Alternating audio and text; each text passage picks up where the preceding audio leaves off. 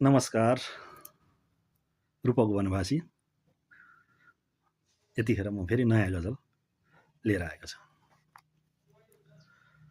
मान्छे अन्धाधुन्द अघि बढेको छ, मान्छे अन्धाधुन्द अघि बढेको छ, अहङ्कारको नशा पिएर हिँडेको छ, अहङ्कारको नशा पिएर हिँडेको छ।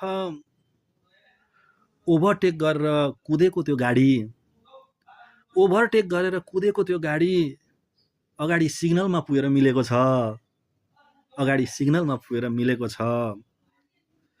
संक्षेपमा मैले समस्या सुनाएको हुँ, संक्षेपमा मैले समस्या सुनाएको हुँ। कारण उसले म व्यस्त छु भनेको छ, कारण उसले म व्यस्त छु भनेको छ। एकान्त पनि त भरिएको हुँदो रहेछ, एकान्त पनि त भरिएको हुँदो रहेछ। बुझ्नेले यसको गुड रहस्य बुझेको छ, बुझ्नेले यसको गुड रहस्य बुझेको छ। मान्छे अन्धाधुन्द अघि बढेको छ, अहङ्कारको नशा पिएर हिँडेको छ। आमाले अगेनामा बनाएको रोटी, आमाले अगेनामा बनाएको रोटी, अहो कस्तो पृथ्वी झैँ फुलेको छ, अहो कस्तो पृथ्वी झैँ फुलेको छ। मान्छे अन्धाधुन्द अघि बढेको छ।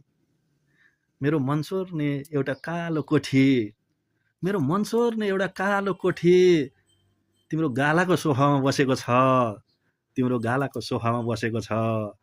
मान्छे अन्धाधुन्द अघि बढेको छ, अहङ्कारको नशा पिएर हिँडेको छ, अहङ्कारको नशा पिएर हिँडेको छ। धन्यवाद।